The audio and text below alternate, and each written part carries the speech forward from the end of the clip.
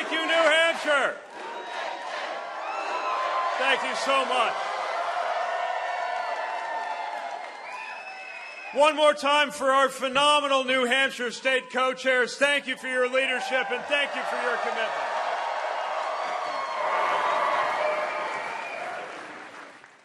Thank you to our extraordinary national co-chair, Congresswoman Annie Kuster, who knows how to raise the roof and how to get out the vote.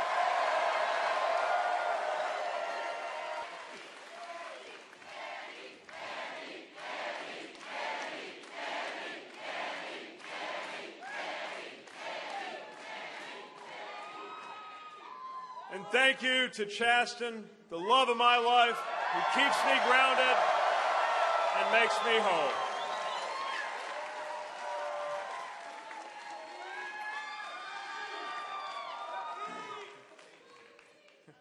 I want to congratulate my competitors and their supporters on their campaigns here in New Hampshire.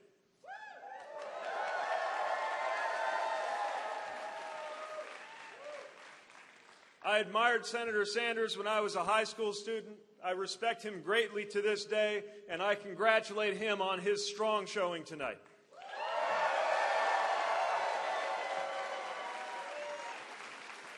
And I want to congratulate Senator Klobuchar, Senator Warren, Vice President Biden, and all of our Democratic candidates and supporters.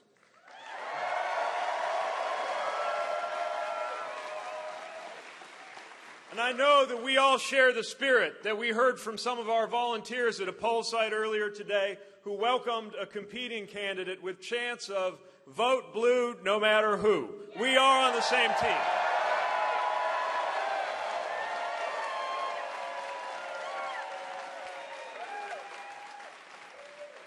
Now, over the past year, some 24 campaigns have crisscrossed this state, each laying claim to the ability to bring people together, turn out the vote, and move Americans toward a brighter future. That too. And here in a state that goes by the motto, live free or die, you made up your own minds.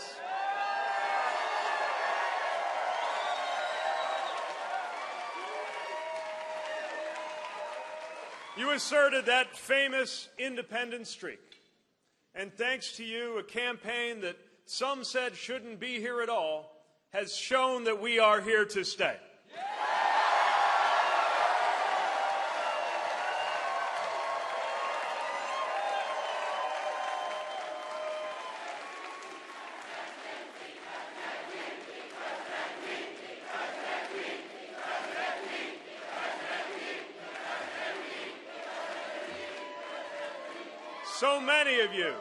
So many of you turned out.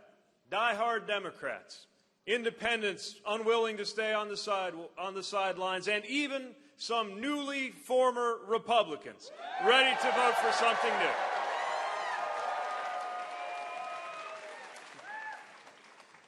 Ready to vote for a politics defined by how many we call in instead of by who we push out.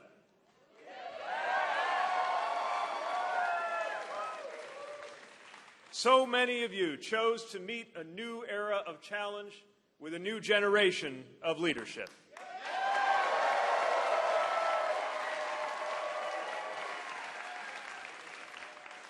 So many of you decided that a middle-class mayor and a veteran from the industrial Midwest was the right choice to take on this president, not in spite of that experience, but because of it.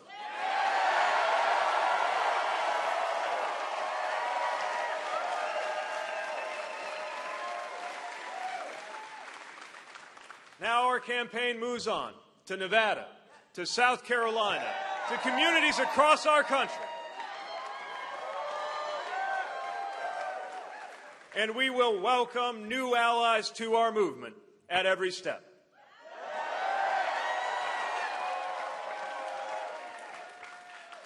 We'll go forward thanks to the work of our extraordinary team of staff and organizers and volunteers. I may be biased on this, but I'm also right. We have the finest team in politics today.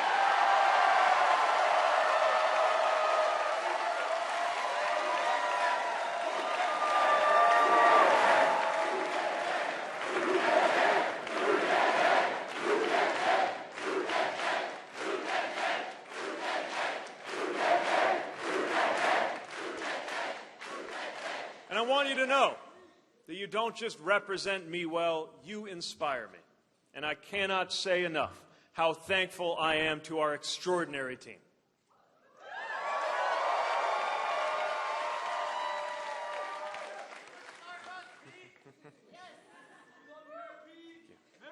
Thank you.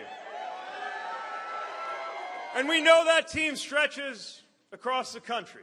We go forward fueled by hundreds of thousands of grassroots supporters, from the woman in Minnesota who donated in honor of the wife she lost to lung cancer, to the veteran from Connecticut who sent $19.68 in honor of the year that he served in Vietnam. This campaign belongs to them.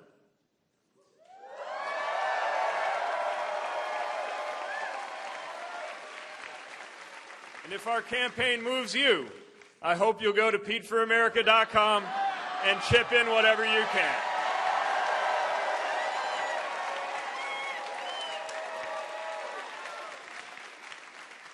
And we go forward knowing that this is our chance, our only chance. Not just to end the era of Donald Trump, but to launch the era that we know must come next.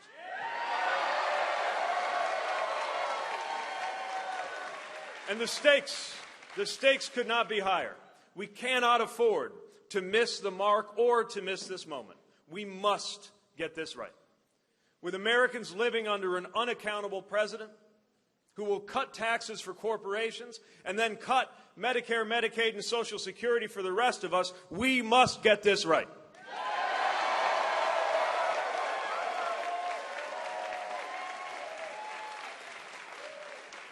When people of color fear for their own place in their own country, while infants are torn from their parents at the border, we must get this right.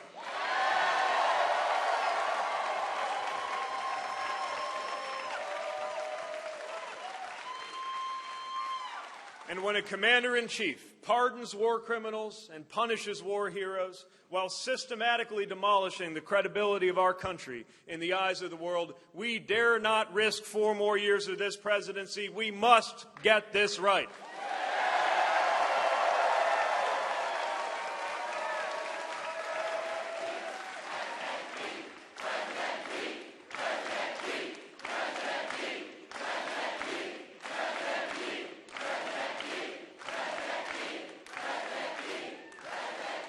Now,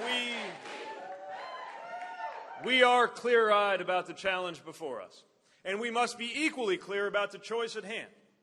My competitors and I share the same fundamental goals: bringing balance to our economy, guaranteeing health care to every American, combating a climate crisis and a rising tide of gun violence. But we do differ in what we believe it will take to make that happen. In this election season, we have been told by some that you must either be for a revolution or you are for the status quo. But where does that leave the rest of us? Most Americans don't see where they fit in that polarized vision. And we can't defeat the most divisive president in modern American history by tearing down anybody who doesn't agree with us 100% of the time.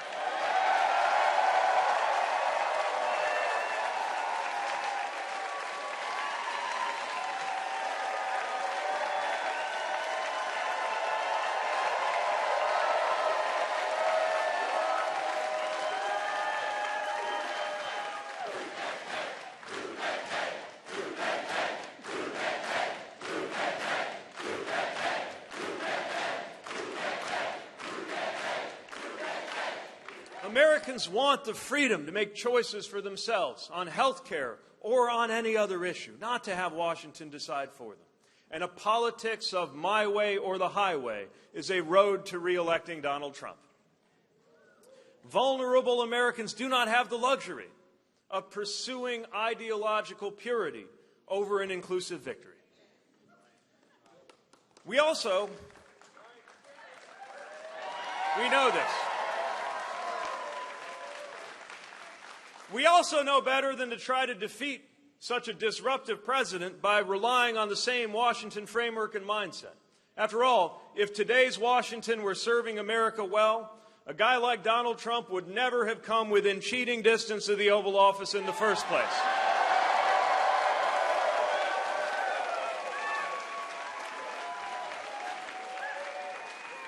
So to win and to govern, we need to bring new voices to our capital. We need to get Washington starting to work more like our best-run cities and towns rather than the other way around.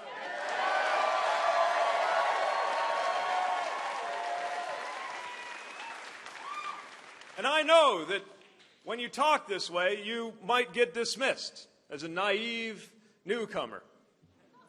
But a fresh outlook is what makes new beginnings possible. It is how we build a new majority.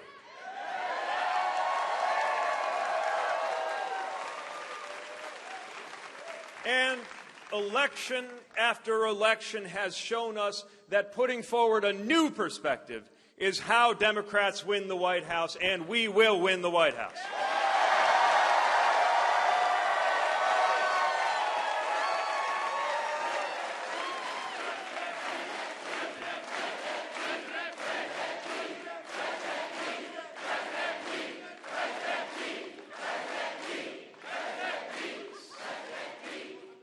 So as we take this campaign to the rest of the country, let's welcome that debate. Let's have that debate. Let's debate what the best way forward is, the best way to earn the White House, and the best way to unify this country. And the answers, they lie in a vision that brings Americans together not only in the knowledge of what we must stand against, but in the confidence of knowing what we are for. This is the powerful majority we are gathering together, from Davenport to Dover, from Carson City to Columbia. It is a coalition of addition, not subtraction.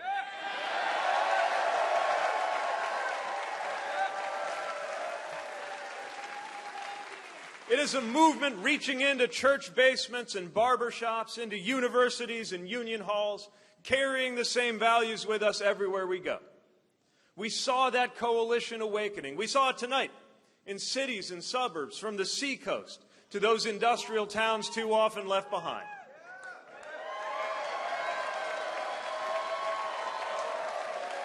And together, we are building a future where there will be no such thing as an uninsured American or an unaffordable prescription.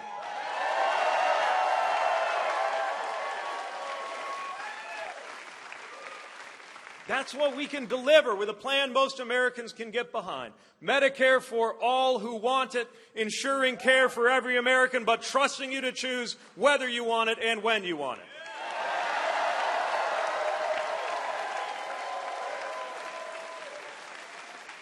Together, we will stop enabling corporate greed and start raising wages, empowering workers, and making good on the idea that one job ought to be enough.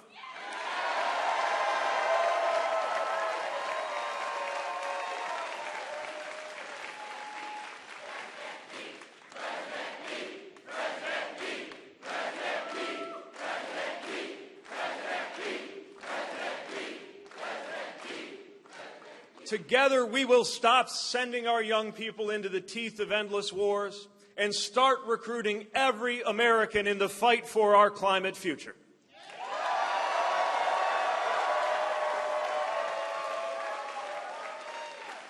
Together, we will mobilize the overwhelming majority of Americans demanding common sense action to protect our children and communities from gun violence.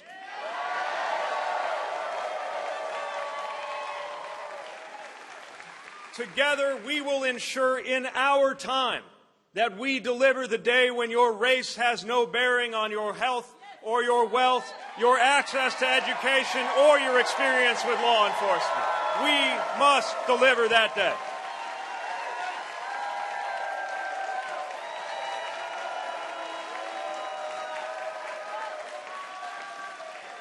Together, we will deliver a democracy worthy of the name. No more manipulated districts. No more dollars outvoting people. And whether it is the black vote in Georgia, the native vote in North Dakota, or the student vote here in New Hampshire, no more voter suppression.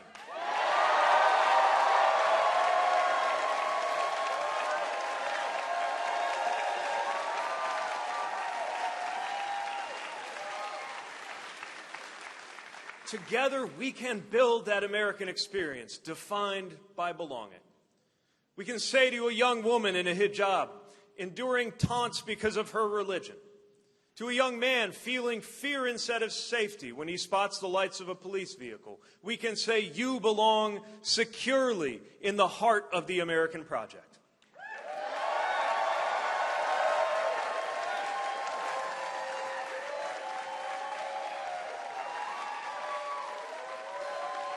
We can show people of every religion and of no religion that this country belongs to you equally and practice a politics that insists that God does not belong to a political party.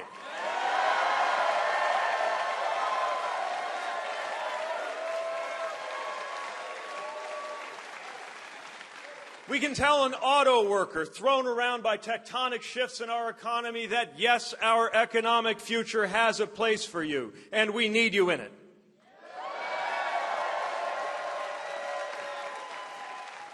And we can say to a dreamer, lying awake at night, questioning if this country is her own, celebramos tu pertenencia en este país, y si este país es tu país también. This country is your country too.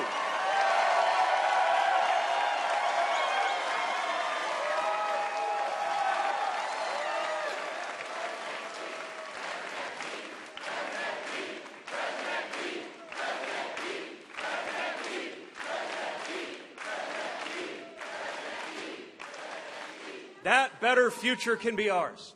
And that better future we are creating is not just a new chapter in American history, it is a new and better story in our everyday lives. That's what's at stake. When you've held your father's hand in a hospital room, grateful that thanks to something called Medicare, your family won't lose its home, even as it is losing one of its own, you know what is at stake. When you have written a letter and marked it just in case, and left it where your family can find it, before you leave for a war zone on the orders of an American president, you understand what's at stake. When the best part of your day is coming home to a loving spouse in a marriage that exists by the grace of a single vote on the U.S. Supreme Court, you will never forget what is at stake.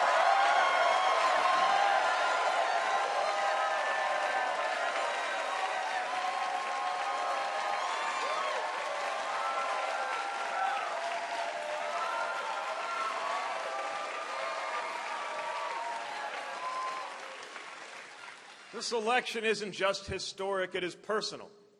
It is urgent, and we know why we're here. We are here because the purpose of the presidency is not the glorification of the president, it is the empowerment and the unification of the American people.